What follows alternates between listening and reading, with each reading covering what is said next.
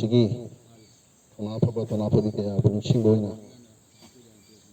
ꯃꯅꯤꯄꯨꯔꯒꯤ ꯃꯐꯝ ꯀꯌꯥꯗ ꯂꯣꯏꯅꯅ ꯃꯅꯤꯄꯨꯔꯤꯁꯤꯡꯅ ꯇꯥꯕ ꯄ꯭ꯔꯤꯊꯤꯕꯤ ꯃꯐꯝ ꯀꯌꯥꯗ ꯄꯥꯡꯊꯣꯛꯅꯔꯤꯕ ꯄꯦꯇ꯭ꯔꯤꯌꯣꯠꯁ ꯗꯦꯒꯤ ꯁꯔꯨꯛ ꯑꯃ ꯑꯣꯏꯅ ꯍꯧꯖꯤꯛ ꯍꯧꯖꯤꯛ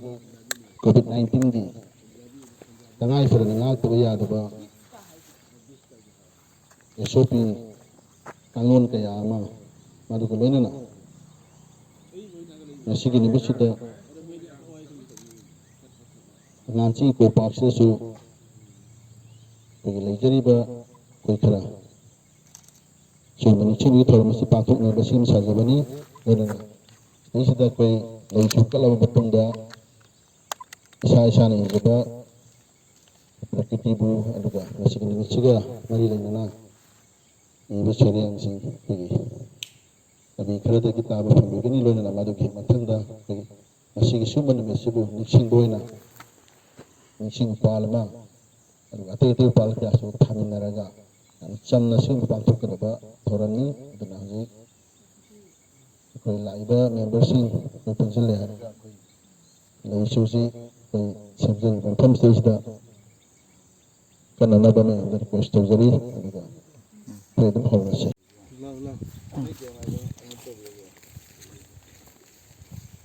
lagi ketua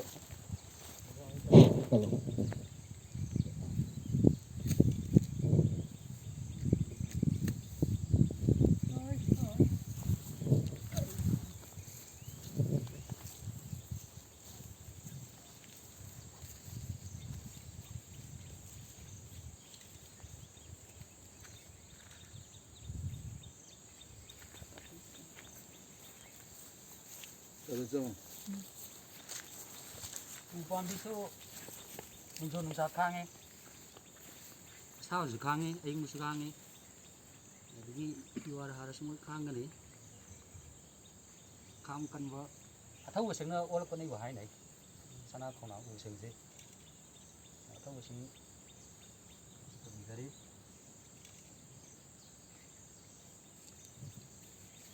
ꯀꯨꯃꯥꯔꯒꯤ ꯃꯤꯁꯤꯒꯤ ꯁꯨꯝꯕꯟꯗꯨ ꯃꯥꯏꯄꯥꯛꯀꯤ ꯏꯗꯤꯒꯤ ꯁꯨꯝꯕꯟ ꯃꯥꯏꯄꯥꯛꯀꯤ ꯁꯨꯝꯕꯟꯗꯨ ꯃꯤꯁꯤꯒꯤ ꯁꯨꯝꯕꯟꯗꯨ ꯑꯩꯈꯣꯏꯒꯤ ꯄꯥꯕ ꯇꯥꯕꯤ ꯍꯥꯏꯗꯤ ꯁꯨꯝꯕꯟꯒꯤ ꯀꯩꯅꯤ ꯊꯦꯡꯅꯩ ꯃꯤꯁꯤꯒꯤ ꯅꯤꯡꯉꯥꯏ ꯐꯪꯗꯦ ꯌꯥꯝ ꯒ꯭ꯌꯥꯟ ꯇꯥꯏ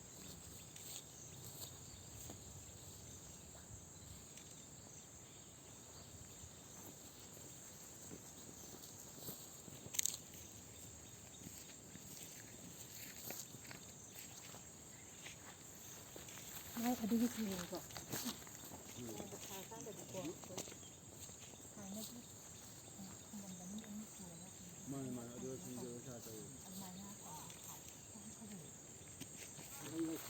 ꯑꯩꯈꯣꯏꯒꯤ ꯁꯤ ꯁꯤꯟꯖꯔꯤꯕ ꯔꯥꯝ ꯑꯃꯗꯤ ꯉꯥꯟꯆꯤꯡ ꯏꯀꯣ ꯄꯥꯔꯛ ꯃꯦꯅꯦꯖꯃꯦꯟꯠ ꯀꯃꯤꯇꯤꯒꯤ ꯚꯣꯠ ꯁꯤꯟꯖꯔꯦ ꯍꯥꯏꯔꯒ ꯃꯌꯥꯝꯗ ꯁꯤꯒꯨꯝꯕ ꯉꯁꯤꯒꯤ ꯊꯧꯔꯝ ꯑꯁꯤ ꯃꯔꯨꯑꯣꯏꯅ ꯑꯊꯧꯕ ꯑꯊꯧꯕꯤꯁꯤꯡꯒꯤ ꯅꯤꯡꯁꯤꯡꯕ ꯑꯣꯏꯅ ꯑꯥꯒꯁꯀꯤ 16ꯁꯤꯅ ꯂꯥꯛꯄꯗ ꯑꯩꯈꯣꯏ ꯄꯨꯝꯅꯃꯛ ꯃꯥꯂꯦꯝ ꯄ꯭ꯔꯤꯊꯤꯕꯤꯁꯤꯗ ꯍꯧꯖꯤꯛ ꯑꯣꯜꯂꯛꯂꯤꯕ ꯑꯗꯨꯒ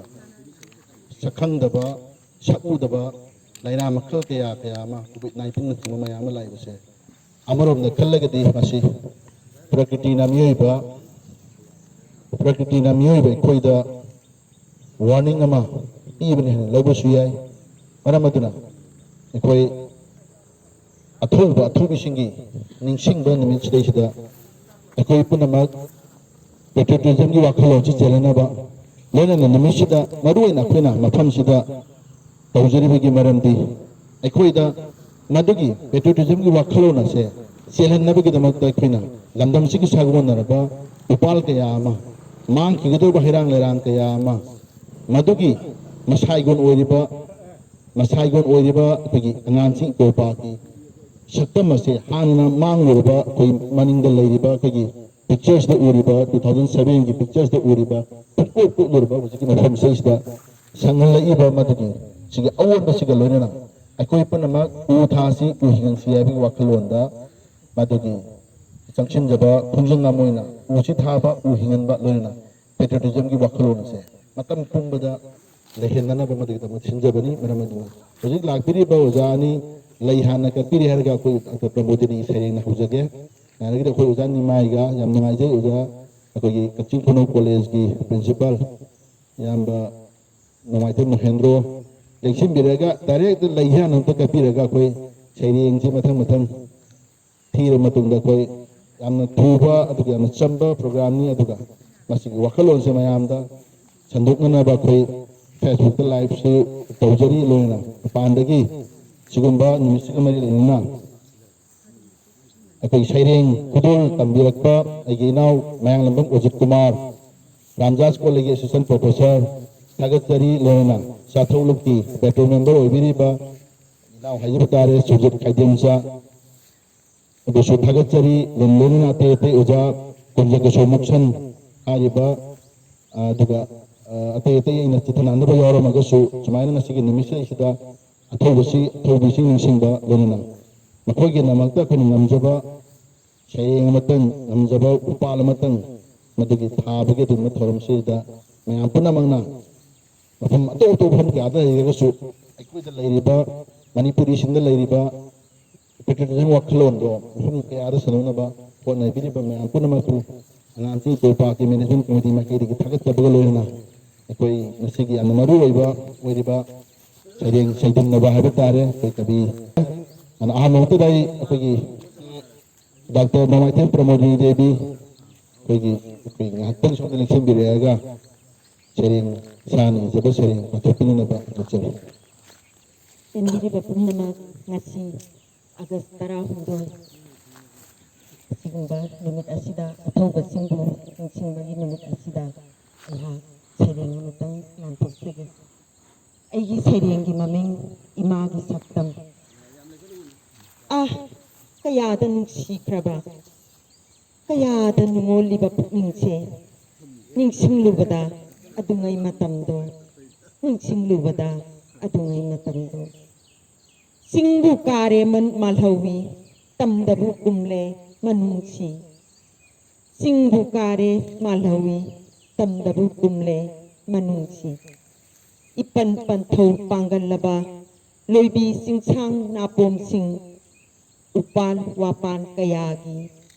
mayung mongba maran yai hai na humna panjarambado ningsingla ida ngasidi ningsingla ida ngasidi sikla sadi siknungsi makhal mathen kayani sagi saram samani ngagi ngaram samani saidang phambu oiramba ima nangi nasai kondo saidang phambu oiramba ima nangi nasai kondo singnung manung asukpa sida upan kayana namu taibang miyoibai thawai hakjang kanbiba singchang singni panga pansaba pamu kreda pamuida kala ida matamdo patyai ngan bi leirang sing leinam chawbi singeni panthau ingpon chai gonung leika phanna sat pado heirang leirang kayana khongul lirakwa khuimu singi gun gun ngangba sahekto ayuk yenda anganba kwakna lam law selakpa kuiredako mami sam kiba netariyale jonggi thangchangna haidat kramane ngamnamak senjai suraba kanagi nungsi haidraba khusasingna naithat khrabra ngamnamak nungsi haidraba khusasingna naithat khrabra ngamnamak adubune ima tariba khonjen chingse nattene mikapphon asiba thawai mami singi tariba khonjen chingse nattene mikapphon asiba thawai gi mami singi inau nau na mitam lakpa anau ba yening isai ni loibi singna malhau narak ngai patya tamya na nungol lak ngai saklasi isai nungai na sarasi jagoi harau na saklasi isai nungai na ꯁꯥꯔꯁꯤ ꯖꯒꯣꯏ ꯍꯔꯥꯎꯅ ꯑꯁꯪꯕ ꯐꯤꯖꯣꯜꯅ ꯂꯩꯇꯦꯡꯕꯤ ꯏꯃꯥꯒꯤ ꯁꯛꯇꯝꯕꯨ ꯌꯦꯡꯖꯔꯒ ꯑꯁꯪꯕ ꯐꯤꯖꯣꯜꯅ ꯂꯩꯇꯦꯡꯕꯤ ꯏꯃꯥꯒꯤ ꯁꯛꯇꯝꯕꯨ ꯌꯦꯡꯖꯔꯒ ꯄꯨꯝꯅꯃꯛꯄꯨ ꯑꯃꯨꯛꯀ ꯍꯟꯅ ꯈꯨꯔꯨꯝꯖꯔꯤ ꯊꯥꯒꯠꯆꯔꯤ ꯌꯥꯝ ꯐꯖꯈ꯭ꯔꯦ ꯄ꯭ꯔꯀ꯭ꯔꯤꯇꯤꯕꯨ ꯊꯥꯕ ꯂꯣꯏꯅꯅ ꯉꯁꯤꯃꯛ ꯊꯣꯛꯂꯤꯕ ꯁꯃꯥꯖꯇ ꯊꯣꯛꯂꯤꯕ ꯋꯥꯐꯝ ꯀꯌꯥ ꯑꯃ ꯆꯩꯊꯥꯔꯝꯕ ꯃꯊꯪꯗ ꯀꯧꯆꯤꯡꯖꯔꯤ ꯑꯩꯈꯣꯏꯒꯤ ꯇꯩꯃ ꯅꯣꯡꯃꯥꯏꯊꯦꯝ ꯁꯨꯅꯤꯇꯥ ꯗꯦꯕꯤ ꯑꯩꯒꯤ ꯁꯩꯔꯦꯡꯒꯤ ꯃꯃꯤꯡ ꯑꯥꯒꯁ 18 ꯅꯤꯡꯁꯤꯡꯂꯁꯤ ꯑꯊꯧꯕꯁꯤꯡ ꯇꯝꯂꯁꯤ ꯍꯩꯀꯠ ꯂꯩꯀꯠ ꯊꯧꯅꯥ ꯐꯔꯕ ꯏꯄꯥ ꯏꯄꯨꯁꯤꯡ ꯏꯃꯥ ꯂꯩꯄꯥꯛ ꯃꯅꯤꯄꯨꯔꯒꯤꯗꯃꯛꯇ ꯊꯋꯥꯏꯅ ꯄꯣꯟꯊꯥ ꯑꯣꯏꯈ꯭ꯔꯕ ꯑꯊꯧꯕꯁꯤꯡꯒꯤ ꯃꯐꯝꯗ 19 ꯑꯥꯒꯁꯇ ꯂꯥꯛꯂꯕꯗ ꯇꯝꯊꯤꯔꯕ ꯕ꯭ꯔꯤꯇꯤꯁꯀꯤ ꯑꯔꯥꯟꯕ ꯋꯥꯌꯦꯜ ꯆꯩꯔꯥꯛꯅ ꯊꯧꯔꯤ ꯈꯣꯡꯒꯨꯜ ꯍꯨꯠꯈꯤꯕ ꯅꯣꯛꯅ ꯊꯋꯥꯏ ꯊꯥꯈꯤꯕ ꯃꯅꯤꯄꯨꯔ ꯏꯃꯥꯒꯤ ꯃꯄꯥꯔꯤ ꯕꯤꯔ ꯇꯤꯀꯦꯟꯗ꯭ꯔꯖꯤꯠ ꯊꯪꯒꯥꯜ ꯖꯦꯅꯔꯦꯜ ꯃꯥꯅꯤ ꯃꯈꯣꯏꯒꯤ ꯏꯅꯤ ꯑꯩꯈꯣꯏꯁꯨ ꯉꯝꯒꯅꯤ ꯊꯦꯡꯅꯕ ꯄꯨꯝꯅꯃꯛ ꯏꯃꯥ ꯂꯩꯄꯥꯛꯀꯤꯗꯃꯛ ꯏꯃꯥ ꯂꯩꯄꯥꯛꯀꯤꯗꯃꯛ ꯊꯦꯡꯅꯔꯁꯤ ꯑꯃꯨꯛꯁꯨ ꯑꯍꯨꯝꯁꯨꯕ ꯂꯥꯟꯖꯥꯎ COVID-19 ꯄꯦꯟꯗꯦꯃꯤꯛ ꯉꯥꯛꯂꯁꯤ SOP ngakna satlasi protocol World Health Organization ki social distancing wearing mask washing hand frequently stay home stay safe amata oina thengnarasi malem ki ahum subalanja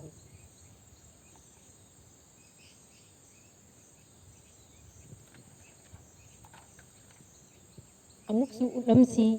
aikoigi thongna malem upumbagi lanphamda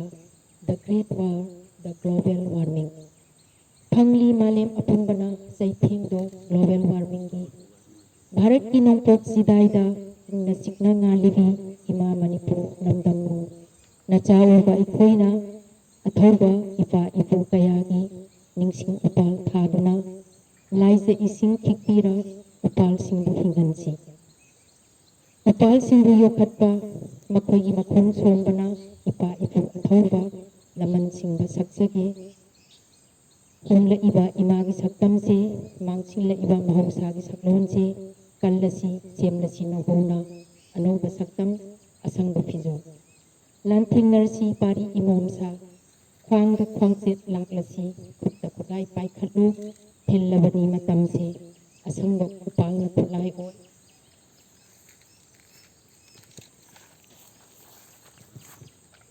semlasi asangba laupu setpirasi asangba phijo maruk uklaba umang se phijol yaudraba singsang se laurasi amata oiba kholauda malem sinba tunnaba upal tharasi upal hingansi masi khaktana kukani taithingdo global warming gi taithingdo global warming gi namapon kana thongreꯊꯥꯒꯠꯆꯔꯤ ꯑꯣꯖꯥ ꯁꯨꯅꯤꯇꯥ ꯃꯊꯪꯗ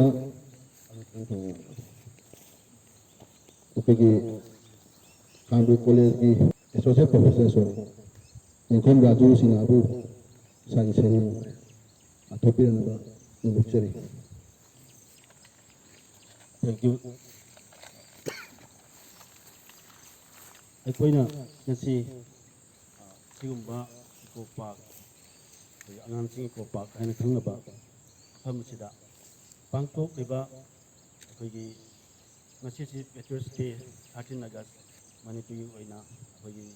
ꯃꯥꯂꯦꯝꯗ ꯐꯖꯅ ꯁꯛꯈꯪꯅꯈ꯭ꯔꯕ ꯑꯗꯨꯒꯨꯝꯕ Anglo Manipuri ꯋꯥꯔꯒꯤ 1891ꯒꯤ ꯑꯗꯨꯒꯨꯝꯕ ꯐꯖꯔꯕ ꯁꯛꯇꯝ ꯑꯃ ꯑꯩꯈꯣꯏꯒꯤ ꯉꯁꯤ ꯑꯩꯈꯣꯏꯒꯤ ꯃꯥꯡꯗ ꯁꯪꯁꯪ ꯎꯗꯨꯅ ꯑꯌꯦꯛꯄ ꯑꯣꯏꯅ ꯀꯕꯤꯇꯥ ꯑꯣꯏꯅ ꯋꯥꯔꯦꯡ ꯑꯣꯏꯅ ꯑꯩꯈꯣꯏꯅ ꯊꯦꯡꯅꯔꯤ ꯑꯁꯤꯒꯨꯝꯕ ꯄꯦꯇ꯭ꯔꯤꯌꯣꯠ ꯗꯦꯒꯤ ꯊꯧꯔꯝꯒ ꯃꯔꯤ ꯂꯩꯅꯅ ꯑꯩꯈꯣꯏꯒꯤ ꯏꯀꯣ ꯄꯥꯔꯛꯁꯤꯗ ꯑꯩꯈꯣꯏ ꯉꯁꯤꯁꯤ ꯁꯩꯔꯦꯡ ꯑꯃꯃꯝꯇ ꯑꯣꯏꯕꯁꯨ ꯄꯥꯕꯤꯅꯕ ꯍꯥꯏꯗꯨꯅ ꯑꯩꯈꯣꯏ ꯇꯥꯛꯄꯤꯔꯛꯄꯗꯒꯤ ꯑꯩ ꯉꯁꯤꯁꯤ ꯁꯩꯔꯦꯡ ꯄꯥꯕꯒꯤ ꯈꯨꯗꯣꯡꯆꯥꯕ ꯑꯃ ꯐꯪꯖꯔꯦ ꯃꯁꯤꯒꯤꯗꯃꯛꯇ ꯑꯣꯔꯒꯅꯥꯏꯖꯤꯡ ꯀꯃꯤꯇꯤꯕꯨ ꯍꯟꯅ ꯊꯥꯒꯠꯆꯔꯤ ꯑꯩꯒꯤ ꯁꯩꯔꯦꯡꯁꯤ ꯁꯩꯔꯦꯡ ꯑꯅꯤꯅꯤ ꯑꯩꯅ ꯄꯥꯖꯒꯗꯧꯔꯤꯕꯁꯤ ꯁꯩꯔꯦꯡꯁꯤ ꯑꯩꯈꯣꯏꯒꯤ ꯐꯖꯕ ꯃꯔꯛꯇ ꯐꯖꯗꯕ ꯃꯆꯥ ꯑꯃ ꯌꯥꯎꯕꯁꯤꯁꯨ ꯂꯩꯇꯦꯡ ꯑꯣꯏ ꯁభꯥꯒꯤ ꯈꯟꯗꯨꯅ ꯑꯩ ꯁꯨꯝ ꯄꯨꯊꯣꯛꯆꯔꯛꯄꯅꯤ ꯑꯩꯒꯤ ꯁꯩꯔꯦꯡꯒꯤ ꯃꯃꯤꯡꯁꯤ ꯑꯩꯈꯣꯏꯒꯤ ꯂꯩꯔꯥꯡ ꯑꯇꯣꯔ ꯒꯨꯂꯥꯞꯄꯨ ꯁꯥꯎꯅꯤꯡꯂꯨꯕ ꯍꯥꯏꯕ ꯁꯩꯔꯦꯡ ꯃꯃꯤꯡꯅꯤ ꯀꯨꯏꯅ ꯇꯥꯕ ꯐꯪꯈꯤꯗ꯭ꯔꯕ ꯎꯆꯦꯛ ꯆꯦꯛꯂꯥꯎꯕꯤꯒꯤ ꯃꯄꯥꯎ ꯎꯕ ꯐꯪꯈꯤꯗ꯭ꯔꯕ ꯎꯆꯦꯛ ꯃꯩꯁꯥꯡꯕꯤꯒꯤ ꯁꯛꯇꯝ ꯎꯔꯔꯤ ꯉꯁꯤ ꯉꯔꯥꯡ ꯑꯩꯈꯣꯏꯒꯤ ꯏꯀꯣꯄꯥꯛꯁꯤꯗ ꯑꯣꯏꯊꯣꯛꯇꯕ ꯑꯃꯁꯨꯡ ꯑꯣꯏꯊꯣꯛꯄ ꯌꯥꯕ ꯑꯃꯁꯨꯡ ꯌꯥꯗꯕ ꯆꯥꯡꯌꯦꯡ ꯑꯣꯏꯔꯤꯕ ꯑꯉꯥꯡꯁꯤꯡ ꯏꯀꯣꯄꯥꯛ ꯅꯍꯥꯛꯀꯤ ꯑꯆꯦꯠꯄ ꯄꯥꯟꯗꯝꯗꯨꯅꯅꯤ ꯉꯁꯤ ꯄꯨꯔꯛꯂꯤꯕ ꯑꯑꯣꯟꯕ ꯄꯨꯔꯛꯈꯤꯕ ꯑꯑꯣꯟꯕ ꯑꯃ ꯂꯝꯗꯝꯁꯤꯗ ꯊꯧꯖꯥꯡꯅ ꯊꯜꯂꯕ ꯅꯍꯥꯛꯀꯤ ꯊꯃꯣꯏꯅꯤ ꯋꯥꯈꯜꯂꯣꯟꯗꯨꯅꯤ ꯊꯧꯖꯥꯡꯒꯤ ꯃꯔꯨꯗꯤ ꯈꯣꯏꯊꯨꯝꯅꯔꯕ ꯋꯥꯍꯩꯁꯤꯡꯗꯨꯅꯤ ꯄꯥꯜꯂꯤꯕ ꯉꯁꯤꯒꯤ ꯎꯍꯩ ꯋꯥꯍꯩꯁꯤꯡ ꯅꯍꯥꯛꯀꯤ ꯋꯥꯈꯜꯂꯣꯟꯁꯤꯡ ꯑꯣꯏꯔꯗꯤ ꯉꯁꯤꯒꯤ ꯅꯍꯥꯛꯀꯤ ꯋꯥꯍꯩꯁꯤꯡꯗꯨ ꯑꯣꯏꯔꯗꯤ ꯅꯍꯥꯛꯀꯤ ꯊꯕꯛꯁꯤꯡꯗꯨꯅ ꯅꯍꯥꯛꯀꯤ ꯍꯩꯅꯕꯤ ꯑꯣꯏꯔꯗꯤ ꯅꯤꯡꯁꯤꯡꯕꯤꯌꯨ ꯑꯗꯨꯉꯩ ꯑꯉꯥꯡꯁꯤꯡ 2007ꯒꯤ ꯁꯛꯇꯝ ꯑꯩꯈꯣꯏꯒꯤ ꯃꯥꯡꯗ ꯉꯁꯤ ꯎꯔꯤ ꯅꯤꯡꯍꯟꯅꯕ ꯂꯩꯇꯅ ꯍꯣꯠꯅꯕ ꯍꯥꯏꯕꯁꯤꯅꯤ ꯃꯥꯏ ꯄꯥꯛꯀꯤ ꯑꯔꯣꯟꯕ ꯂꯝꯕꯤ ꯑꯩꯈꯣই ꯄꯨꯝꯅꯃꯛꯅ ꯈꯪꯅꯔꯕꯅꯤ ꯋꯥꯈꯜꯂꯝꯕ ꯌꯥꯏ ꯅꯍꯥꯛꯅ ꯀꯔꯤꯒꯤ ꯇꯤꯡꯈꯪ ꯄꯥꯜꯂꯝꯂꯤꯕꯅꯣ ꯐꯖꯈ꯭ꯔꯕ ꯂꯩꯔꯥꯡ ꯑꯇꯣꯒꯨꯂꯥꯞꯇ ꯑꯗꯨꯒ ꯅꯍꯥꯛꯅ ꯍꯔꯥꯎꯔꯝꯕꯁꯨ ꯌꯥꯏ ꯇꯤꯡꯈꯪ ꯂꯩꯔꯝꯕꯒꯤ ꯂꯩꯔꯥꯡ ꯑꯇꯣꯒꯨꯂꯥꯞꯀꯤꯗꯃꯛꯇ ꯉꯥꯊꯩꯗꯨꯅ ꯆꯠꯁꯤ ꯂꯩꯔꯝꯂꯕ ꯂꯝꯕꯤꯗꯨꯗꯒꯤ ꯃꯃꯤ ꯇꯥꯔꯕ ꯈꯣꯡ ꯂꯝꯕꯤꯒꯤ ꯎꯅꯥꯅ ꯁꯨꯝ ꯊꯜꯂꯕ ꯃꯥꯏꯀꯩꯗ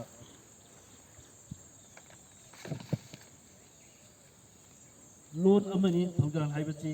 ꯅꯥ ꯄꯪꯂꯕꯁꯤꯡꯅ ꯇꯥꯕ ꯉꯝꯕ ꯇꯥꯏꯕꯪꯄꯥꯟꯒꯤ ꯐꯖꯕ ꯑꯊꯤꯕ ꯄꯨꯝꯅꯃꯛ ꯎꯕ ꯐꯪꯖꯗ꯭ꯔꯕ ꯃꯃꯤꯠ ꯎꯗꯕꯁꯤꯡꯒꯤꯗꯃꯛ ꯊꯥꯡꯖꯤꯟꯈꯤꯕ ꯈꯣꯡꯀꯥꯞ ꯃꯆꯥ ꯃꯆꯥꯁꯤꯡꯗꯨꯅꯅꯤ ꯎꯕ ꯐꯪꯖꯔꯤꯕ ꯄꯣꯊꯥꯐꯝ ꯑꯣꯏꯍꯟꯕꯤꯔꯤꯕ ꯉꯁꯤꯒꯤ ꯑꯉꯥꯡꯁꯤꯡ ꯏꯀꯣꯄꯥꯛꯀꯤ ꯁꯛꯇꯝ ꯊꯦꯡꯛ ꯌꯨ ꯁꯤꯅ ꯑꯩꯒꯤ ꯑꯍꯥꯟꯕ ꯁꯩꯔꯦꯡꯅꯤ ꯑꯅꯤꯁꯨꯕ ꯁꯩꯔꯦꯡ ꯑꯁꯤꯅ ꯑꯩꯈꯣꯏꯒꯤ ꯌꯥꯝ ꯇꯦꯟꯕ ꯄꯔꯦꯡ 3-4 ꯈꯛꯇꯅꯤ ꯑꯩꯈꯣꯏ ꯏꯃꯥ ꯂꯩꯄꯥꯛꯄꯨ ꯅꯨꯡꯁꯤꯕꯒꯤ ꯑꯗꯨꯒꯨꯝꯕ ꯉꯁꯤꯁꯤ ꯐꯦꯛꯇꯔꯁꯤꯒ ꯃꯔꯤ ꯂꯩꯅꯕ ꯑꯗꯨꯒꯨꯝꯕ ꯁꯩꯔꯦꯡ ꯑꯃꯅꯤ ꯑꯩ ꯃꯃꯤꯡꯁꯤ ꯅꯨꯡꯁꯤꯕꯤ ꯏꯃꯥ ꯍꯥꯏꯅ ꯑꯗꯨꯝ ꯊꯣꯟꯖꯔꯦ ꯃꯃꯤꯡ ꯑꯁꯤ ꯑꯀꯤꯕ ꯂꯩꯇꯅ ꯍꯤꯡꯕꯅꯤ ꯄꯥꯝꯂꯤꯕ ꯃꯇꯝꯄꯥꯛꯇ ꯏꯅꯤꯡꯇꯝꯅ ꯏꯉꯛ ꯑꯁꯤ ꯋꯥꯡꯅ ꯊꯥꯡꯒꯠꯆꯗꯨꯅ ꯅꯥꯊꯩꯗꯨꯅ ꯃꯤꯅꯝꯕꯁꯤꯡꯗꯒꯤ ꯆꯣꯛꯊꯕ ꯅꯥꯏꯗ꯭ꯔꯕ ꯅꯆꯥꯁꯤꯡꯅꯤ ꯄꯥꯝꯕꯣꯝ ꯇꯤꯡꯅ ꯀꯣꯟꯁꯤꯟꯕꯤꯌꯨ ꯄꯥꯎꯇꯥꯛꯄꯤꯌꯨ ꯅꯨꯡꯁꯤꯕ ꯃꯤꯠꯌꯦꯡꯒ ꯏꯔꯣꯏꯅꯅ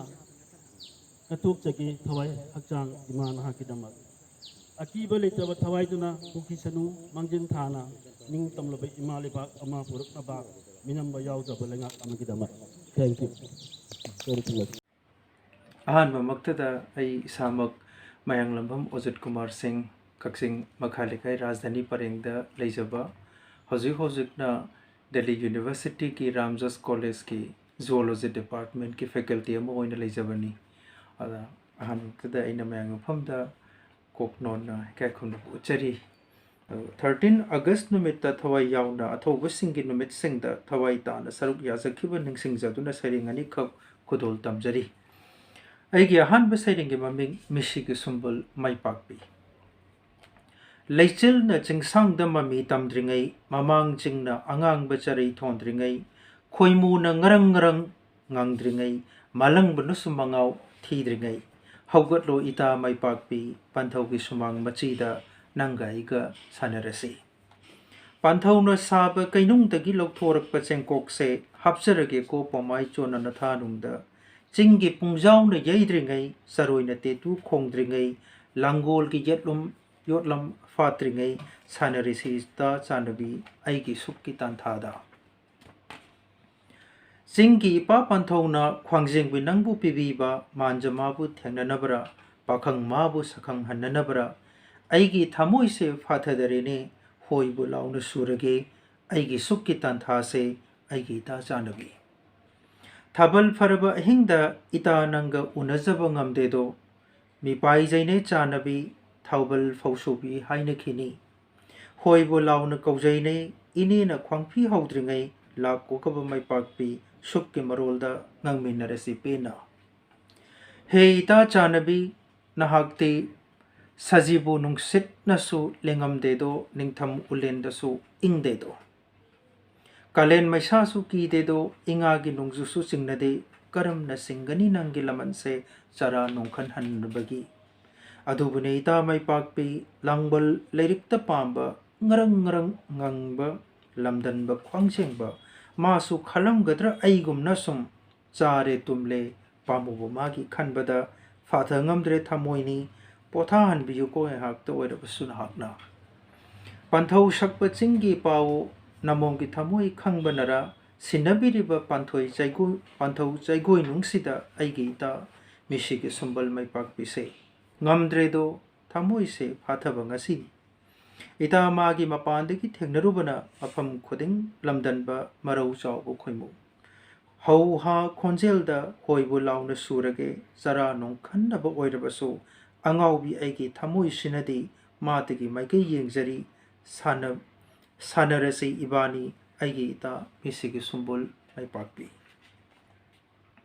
aigi anisuba saireng खोंफम होंदन लेपखी नंगना सिंगदुमना नंथरक्लबसु नथक्ता अथौबा लांथेंग नखी नरिल खाबा नंगना मायुक नखी इमागी नहाकना अथौबा महू पालब नोंमैगी नोंग थेंगनखी थौनागी फिजोल सेतुना लिंगजेलगी मैरी येलदुना थौनागी माइखुम हांदोकपीदुना ऐगी वारी नहाकी नाकोंगदा हाप्त्रबसु ऐगी थामोइदगी दी थुमना थेंगनखीगनी इमागिदमक्ता मिटकुप खुदिंग कथोकिनी नंगे मोंग हादब नतौ ngaknakhi thak thak nikna songhanbirami thaunaगी पामेल चारा हे इमा नंगबु नुंगसिबना हे इमा नंगबु निंगजबना नचाना लेपखी मफमसिदा नचाना लाउखिनी ngasiso ऐगी इमादी अथोइबिनी ऐगी लमदमदी अथोइबिनी अरोइबदा मयांगी मफमदा ऐना अमुक हन्ना कोकनोदना गायखुमदा बोचरी अदुगा मतम खुदिंगमक्ता अंगानजिंग इको क्लब ना यामना सेंगबा मंगाल अमा अखोइ खुदिंगमक्ता पिनबा ओइरसनु हाइबसे ऐना ईश्वरगी मफमदा खुरुमजबगा लोइनना मयांगबुम अजित कुमार सिंह कक्सिंग मखा लेकाइना अमुक हन्ना मयांदगी मयांबु नुंगसिजबगा लोइनना गायखुमनजरी अमदी ngasiगी ओइनदी काइननबा याथंग निजरी thank you ngasi sigunda koi thatin da gasi ngaron mi desida koi to busingi ana ta to busingi da kena kadan kan da mi desida ai yam na kana putya to pudin na se de adu sigunda putta kitiga mai nei ne ba pa ne pakiti bu sigara ba adu ba sereng mu ka sa tapi sereng hagadra ba ta nei kadan kan da kadan na do nangi nata lejage nangu tattana yenjage nangu nijaba yenjage punchi tattagi oina adana mapak ase lagi nangna laman simba sag lage kana haiba nangni kanu dahana niruri kanu dana kareem bada dandi haiba nangni kanu dahana sairuri pachiru tapang nadana thiruri dungsiba kana dai tayanara Nangabandana nagti nang kamandiri nangi pujana yahandiri tahang putata nang sanarada ilada tahang kumena liyaraga liyada habu nakantami Han muktada rat sinu tata ma lairembi amadi singu wade babu kurumjari aigi serengsi ꯑꯩꯈꯣꯏꯒꯤ ꯏꯅꯥꯎ ꯁꯨꯔꯖꯤꯠꯀꯤ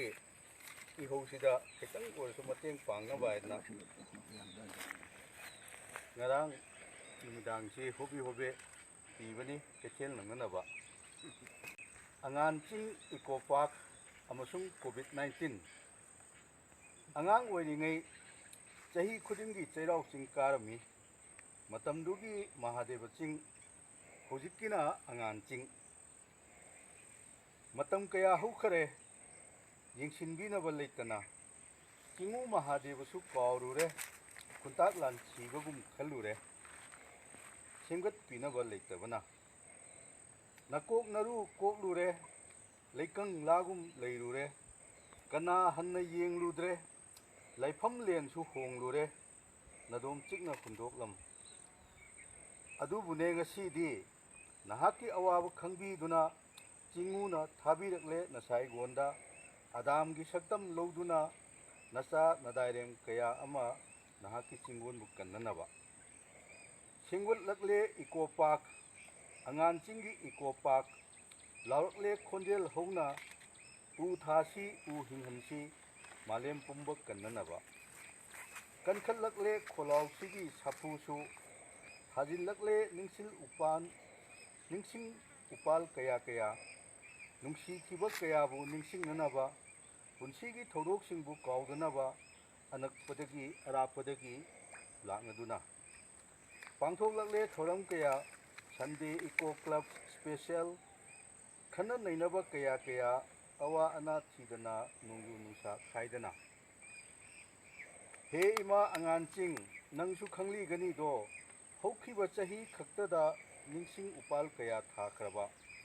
world environment day ना लाकपदा अदुबुने इमावो हनक चहीगी मतौसिदी करी हाइनबु तमलसिगे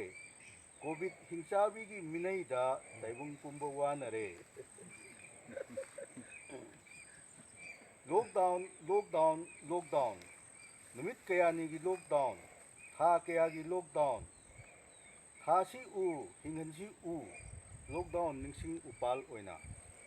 थासी उ हिंगनसी उ कोविड-19 निंसिंग उ quarantine centre खुदिंगदा containment zone खुदिंगदा अंगान चिंगी नापोमदा थासी उ हिंगनसी उ कोविड पुमाइथी पीननबा माइद मास्क उपतुना सोशल डिस्टेंसिंग नाक्तुना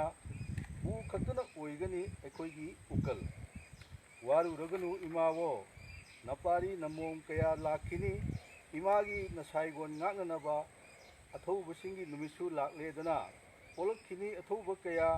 हिगेंद्रजीत पाउना थांगाल तालखिनी इमाबु मालेम सिंब थुंगना अंगानचिंग eco park thank you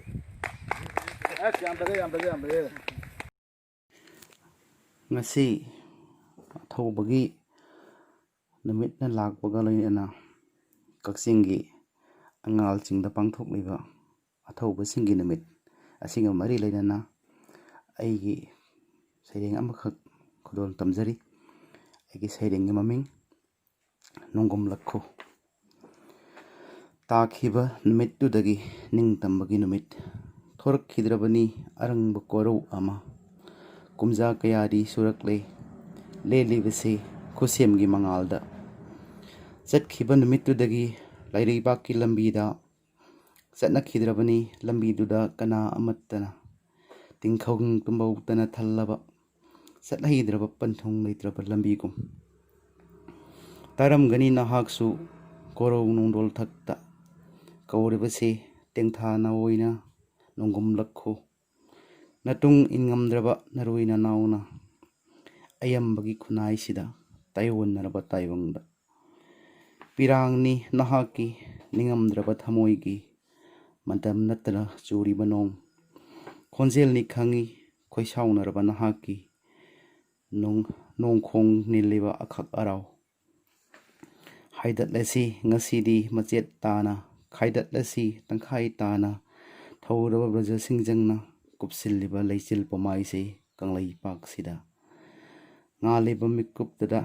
mikuptuda tarang masekna thorak labada rahuna umlurba namitsina katusi athoba nangina phamda hainam leinam oina thawai hakchangse thank you ya hauge ko 13 August na lakpasida Om Swalan Lanjau da mik like Serava COVID-19 ni mai thaba Hawaii ni sudava maraksida 13 August lakpasida leiba king ningtamba ngangnabagi dama Farsi sagai kaduna Hawaii na ponta pikraba Manipur imagi athobo macha sing bi tikendrajit thangal general nakhoigi mafamda mitti pina sadanjali katchari nakhoigi athoiba thawai singna tenbiu aikhoide su nakhoigumna leibaki damak mioiba samaj gi damak thawai thaba pamudaba covid lanthringnaba ngamba lalmi orembiu amaromda angansing eco park da नखोई निंसिंग उपाल वपालसिंग थादुना कायथरक्लबा इसिंग नुंसित्की फिबम कन्नबा लेबाकीदमक थबक तौजबा ngamjagi 13 अगस्टना लापसिदा जय हिंद ꯃꯌꯥꯝꯅ cultural ꯑꯦꯛꯇꯤꯚꯤꯁꯅꯤ ꯑꯣꯖꯥꯁꯤ ꯑꯗꯨꯒ ꯂꯣꯏꯅꯅ ꯑꯩꯈꯣꯏꯒꯤ brand ambassador ꯑꯣꯏꯔꯤꯕ ꯚꯦꯂꯦꯟꯇꯤꯅꯥꯒꯤꯁꯨ mentor ꯑꯃ ꯑꯣꯏꯅ ꯃꯐꯝ ꯀꯌꯥꯗ ꯃꯅꯤꯄꯨꯔ ꯃꯐꯝ ꯀꯌꯥꯗ ꯍꯥꯏꯔꯤꯕ ꯑꯩꯈꯣꯏꯒꯤ ꯄꯥꯎꯖꯦꯜ ꯄꯨꯗꯨꯅ ꯆꯦꯖꯥꯏ ꯁꯩꯔꯦꯡ ꯀꯌꯥ ꯑꯃ ꯆꯥꯏꯊꯣꯛꯇꯅ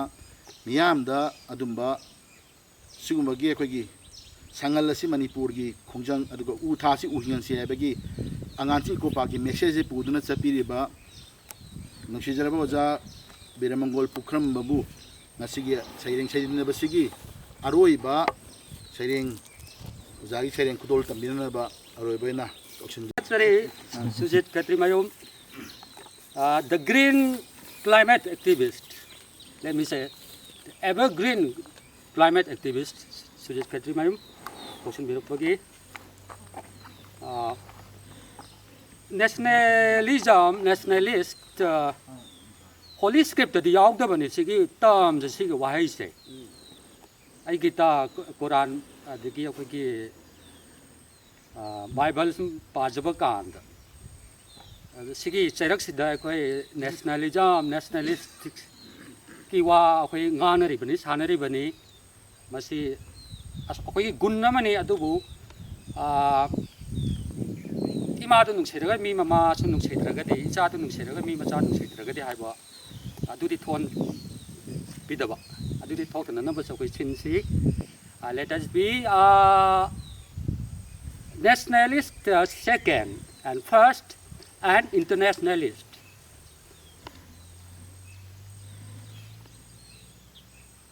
ahanu maktada koi ichanupi Greta hi adiki Lucipria Kanguzam and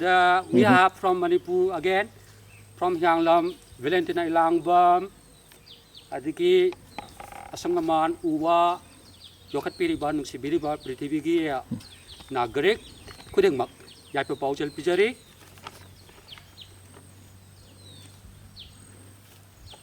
ayaki sarengi mameng kuntak kunka amma tala pamen amat ta hauda asang bahai badu amat hek ka uda uchek wayagi konjel sutta da sidaba mapugi minglen bu jiba amat tana sonada saksangda chiri chiri chaubi ot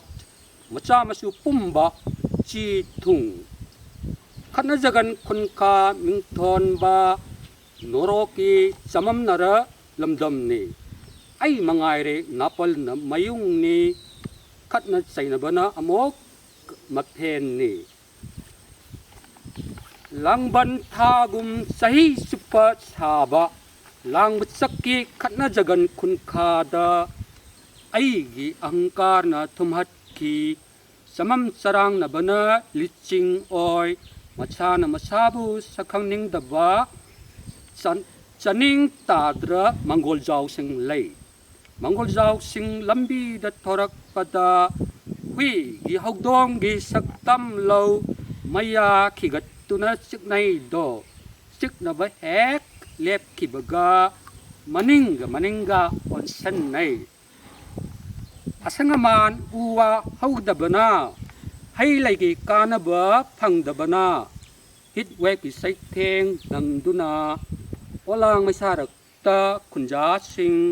maram laita koirang paisang nei uwa thagedi khandraduna mapu mabu khangning uning bagi ikau langge di haidraduna makhoi masen khu kamnai do mathan sau lang pothade nimit chupa maisa lang ani uwana haufana hauduna asangaman gi pijol tholiba chekla sna uchada kaidong duna ojanam gi ithil yaudana मपुगी मिंखै सोनजरिबा चाक्संदा मथेल कोय मरांग काय मचा मसी लोइना मरेक का खन्ना जगन खुंथक मिंगौबा सदगगी चनिंग तारा लमदमनी नुंसिनबना खुंजासिंगी मचतनी हिंमिन्नबना मखोयगी मनातनी लमता थागुम इसिंग नुंसित थबा हई चक्की खन्ना जगन खुंथकता ऐसे याइबिरेल थवाइनी खंग अतोपबु आई ओइना उंगम्बा मसाना मसाबु सखंग जनिंगबा सनिंग तारा खुंजा सिंग लई सनिंग तारा खुंजाव सिंग लई खुंजाव सिंग यका बुंगदा पुनबदा मखोय मसेल नोलुकना खुरुमनै नुंसी चानना फमेन नरदुना आइना मतोलबनी फोंदोकनै भक्तिगी हियांग हिरेल हिदानै